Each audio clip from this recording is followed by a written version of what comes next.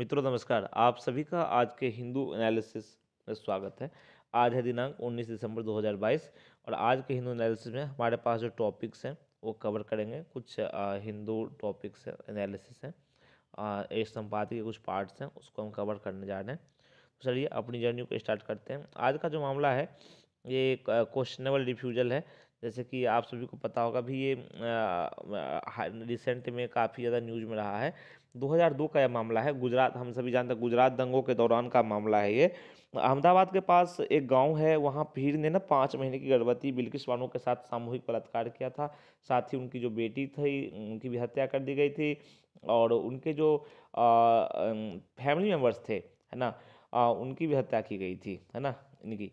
तो कहने का मतलब इन 11 अभियुक्तों को 21 जनवरी 2008 को मुंबई की एक विशेष अदालत ने सजा सुनाई थी। हत्या के पर उनके मतलब पीड़िता के साथ गैंगरेप और साथ ही जो परिवार के 7 सदस्यों की हत्या के मामले में उनके आरोप में सजा सुनाई थी। आजीवन कारावास की सजा सुनाई गई थी और बॉम्बे हाई कोर्ट ने बाद में उनकी सजा को बरकरार रखा था। ठीक है, अब 15 साल से अधिक जब सजा काट लिया इन अभियुक्तों ने, तो इन्होंने इनमें से एक ने सुप्रीम कोर्ट में माफ़ी के लिए मतलब अर्जी दी और सुप्रीम कोर्ट ने गुजरात सरकार को कहा कि आप इसे विचार कीजिए। और बाद में गुजरात सरकार ने इस पर विचार करने का फैसला किया और इनकी सज़ा को मतलब माफ़ कर दिया और जेल से रिहा कर दिया। ठीक है, इन दोषियों को उम्र कैद की सज़ा जो काट रहे थे 15 अगस्त को, इस मामले में सज़ा काट रहे 11 दोषियों को जेल से बाहर कर दिया गया। ठीक है, तो इसी पर हाल ही में फिर ये काफ़ी हाईलाइटिंग हो रहा है कि आप जो ऐसी जघन्य अपराध में जो शामिल व्यक्ति है आप उसको रिहा कैसे कर सकते हैं, क्या तर्क हो सकता है रिहा करने का। वो तो उसी के संबंध में प्ली डाली गई थी सुप्रीम कोर्ट में कि आप इसे देखिए, तो सुप्रीम कोर्ट ने उसको रिफ्यूज कर दिया विचार करने से। तो उसी के संबंध में बात है। तो आप सत्र में बने रहिए लास्ट तक, अंत तक। और इस पर जो भी इसमें बताया गया है इस आर्टिकल में, संपादकीय में, काफ़ी स्पष्ट रूप से, आसानी से, सहजता के साथ चर्चा की जाएगी, अक्षरशः हिंदी में शुद्ध रूप में, ताकि आप तक हमारी बातें आसानी से पहुंच सकें और आप अपने लक्ष्य में सफल हो सकें। जिस परीक्षा की भी आप तैयारी कर रहे हैं उसमें आसानी से आपको सफलता प्राप्त हो सके। ठीक है, तो चलिए अपनी जर्नी को स्टार्ट करते हैं। Questionable refusal. अब देखो यहाँ पर कि सुप्रीम कोर्ट ने जो रिफ्यूज कर दिया मामले में सुनवाई, उसी में बात की जा रही है। In Bilkis case SC should have reviewed order on Gujarat deciding on remission. इसमें कहा गया बिल्किस केस में ना सुप्रीम कोर्ट को मतलब विचार करना चाहिए था, है ना, रिव्यू करना चाहिए था। किस पर? गुजरात के जो छोड़ रहा है, गुजरात सरकार ने जो छोड़ा है ना, रेमिशन दिया कन्विक्ट्स को, अपराधियों को, अब जो दोषी थे, है ना, उन्हें जो छूट दी, है ना, सजा में माफ़ी दी, उस पर सुप्रीम कोर्ट को विचार करना चाहिए था। इस आर्टिकल में ये कहा गया है। चलिए देखते हैं आगे क्या कहा गया है इसमें। It's a matter of concern, यह चिंताजनक बात है कि सुप्रीम कोर्ट है decline to review its May 2022 order, कि सुप्रीम कोर्ट ने अपने मई 2022 के ऑर्डर पर विचार करने से इनकार कर दिया है, जिसमें इसने कहा था कि गुजरात हाई कोर्ट जो है वो अप्रोप्रिएट गवर्नमेंट है डिसाइड करने के लिए, कि गुजरात प्री मैच्योर रिलीज पर डिसाइड करने के लिए, निर्णय लेने के लिए गुजरात सरकार क्या है, अप्रोप्रिएट गवर्नमेंट है। ठीक है, एक बिल्किस बानो गैंगरेप केस की चर्चा यहाँ पे चल रही है, बात चल रही है उस पर। अब देखो इस केस में एक और इशू है। इस केस में ना अभी मैंने बताया था कि 7 अन्य लोगों की भी हत्या शामिल है ना, भयावह हत्या शामिल है।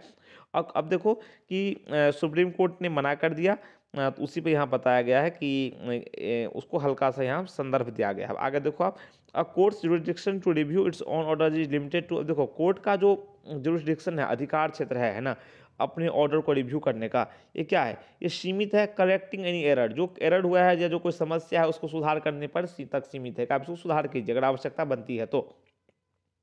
क्योंकि कोई भी निर्णय कभी पूर्ण नहीं होता, उसमें सुधार की तो गुंजाइश बनी ही रहती है, अगर न्यायालय चाहे, माननीय न्यायालय अगर चाहे तो।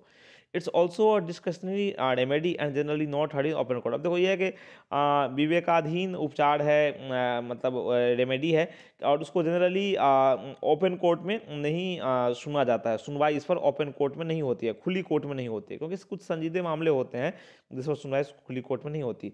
However it appears that two जज बेंच हैज फेल्ड। हालांकि ऐसा लगता है, प्रतीत होता है कि दो दो जजों वाली जो पीठ है ना, 2 जजों वाली जो बेंच है, वो ना has failed to address a significant error in its finding that decision on admission should be made by the Gujarat government. अब देखो ऐसा लगता है कि जो ये पीठ है ना, बेंच है 2 जजों की, ये ना फेल कर गई है, मतलब असफल साबित हुई है। किसमें?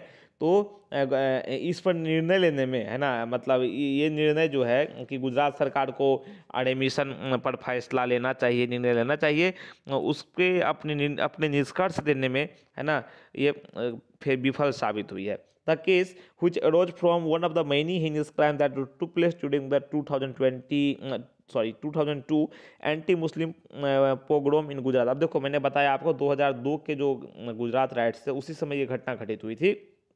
ये केस जो है, उस समय जो घटित घटनाएं हैं, कई सारी भयावह घटनाएं हैं, उनमें से एक है। और इस केस को ना ट्रांसफर कर दिया गया था मुंबई, है ना, मुंबई ट्रांसफर कर दिया गया था। क्यों किया गया था? तो यहाँ पे गुजरात में ना इसकी आशंका जताई गई थी कि फेयर ट्रायल नहीं होगा, इसलिए इसे मुंबई ट्रांसफर कर दिया गया था। तो वहाँ की एक विशेष सीबीआई अदालत ने इसमें मामला सुनाया था, निर्णय सुनाया था। बाद में बॉम्बे हाई कोर्ट ने भी उनकी सज़ा को बरकरार रखा था। द अपील, आप देखो, ये जो अपील है, मतलब अभी जो रिसेंट अपील हुई है ना, जिस पर सुप्रीम कोर्ट ने रिफ्यूज कर दिया, विचार करने से डिक्लाइन कर दिया, वो क्यों हुआ? इसका रीजन हो सकता है ना। रीजन देखो क्या है इसमें, ये है कि it was heard by the Bombay high court section इतना of the code of criminal procedure. अब देखो कि इस मामले को ना बॉम्बे हाई कोर्ट द्वारा सुना गया था। अब देखो section 4327 of the code of criminal procedure, देखो सीआरपीसी की धारा ना सेक्शन जो है 432(7), ये क्या कहती है कि जो अप्रोप्रिएट गवर्नमेंट है ना, उसमें बताया गया है कि अप्रोप्रिएट गवर्नमेंट क्या है, जो सजा को माफ करने के लिए जो अप्रोप्रिएट सरकार है वो कौन सी है। तो is the government of the state, वो उस स्टेट की सरकार है जहां जहां सजायाफ्ता जो कैदी है उसे सजा सुनाई गई है, ऑफेंडर को सजा सुनाई गई है ना।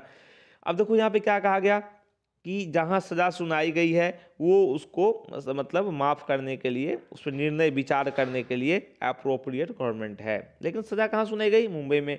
तो क्या महाराष्ट्र सरकार होगी जो इस पर निर्णय लेगी? नहीं, कोर्ट ने कहा नहीं, ऐसा नहीं हो सकता। मामला घटना जो है गुजरात में घटित हुआ है, तो हाँ गुजरात सरकार निर्णय ले सकती है, तो गुजरात सरकार इस पर निर्णय लेगी। तो यहाँ दो तरह की बातें हो जाती है, मामला कहीं और घटित हुआ, उस पर सुनवाई कहीं और हुई, ठीक है। तो दो जगह हो गए, है ना।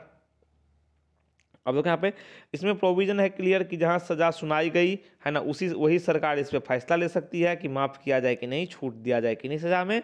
अब देखो ये क्लियर प्रोविजन है सीआरपीसी में, है ना, जहाँ सजा सुनाई गई वही राज्य सरकार इस पे विचार कर सकती है। लेकिन फिर भी द बेंच, आगे देखते हैं,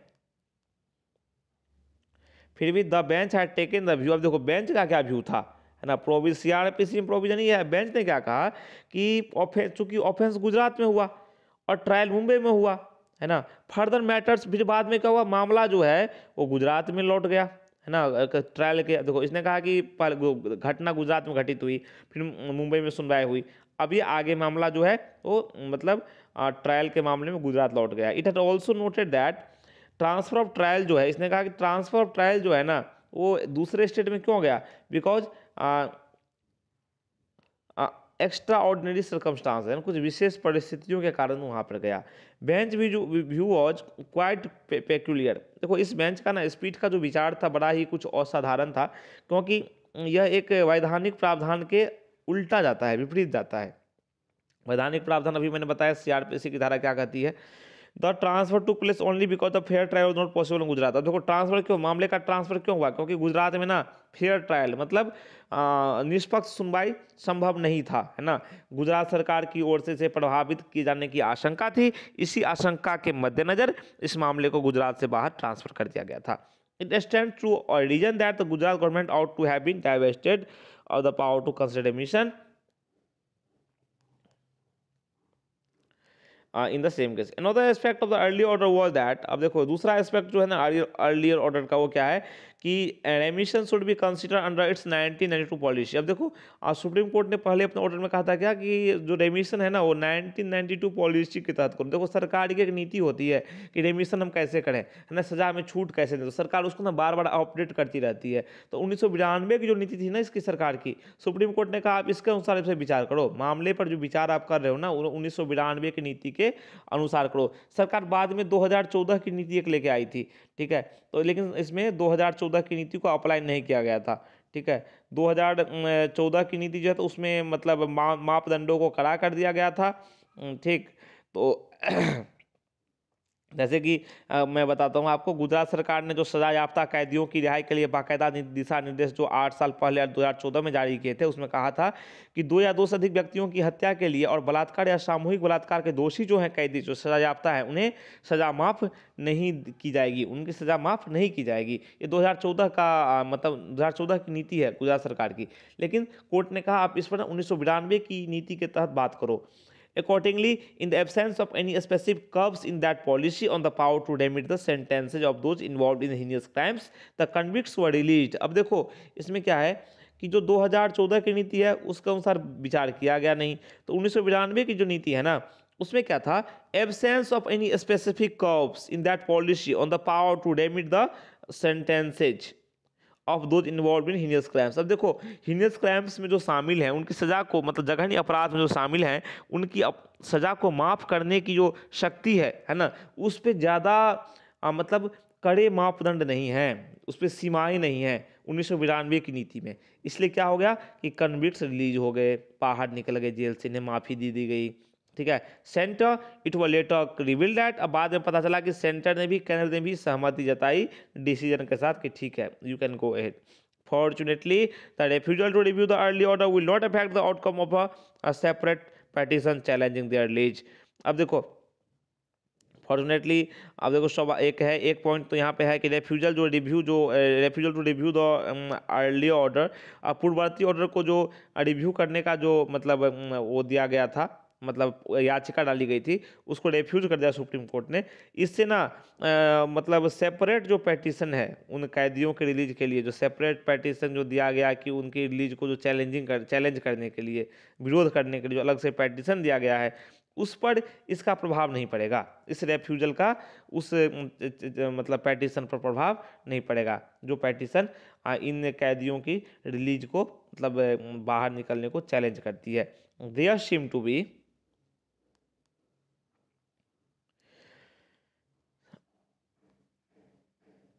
same case. Another aspect of the early order was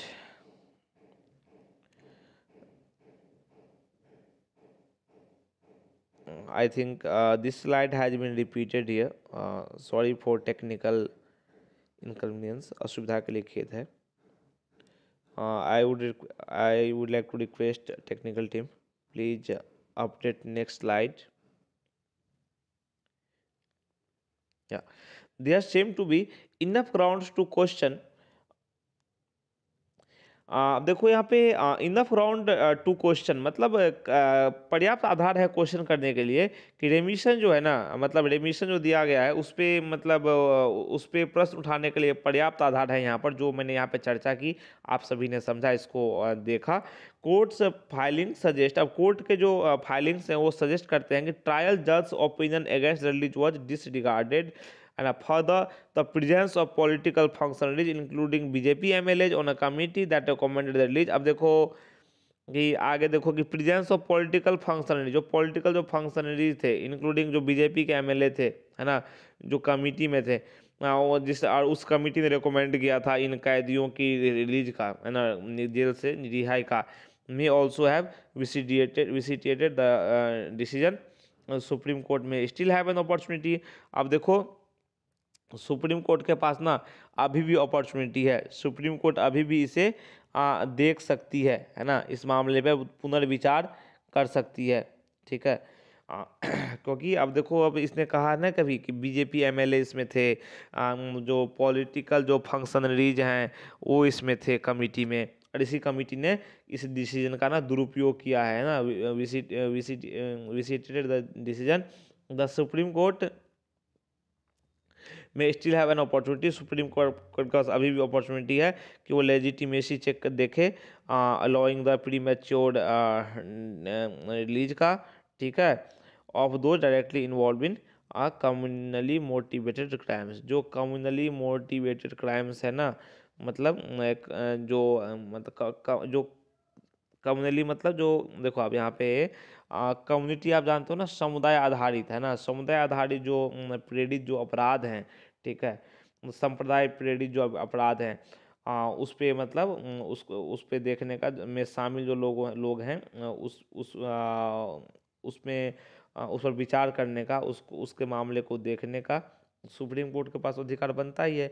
उस मामलों को देखे कि कैसे क्या इशू है, क्या इसमें मतलब अपडेट की क्या गुंजाइश है, क्या कहीं पर कोई गलतियां हुई है, तो सुप्रीम कोर्ट के पास अभी भी अपॉर्चुनिटी है, वो देख सकती है ना। तो यही मुद्दे हैं। तो कल के टॉपिक में, अर्थात नेक्स्ट टॉपिक में फिर हम कुछ नए टॉपिक लेकर आएंगे। तब तक के लिए नमस्कार, थैंक यू।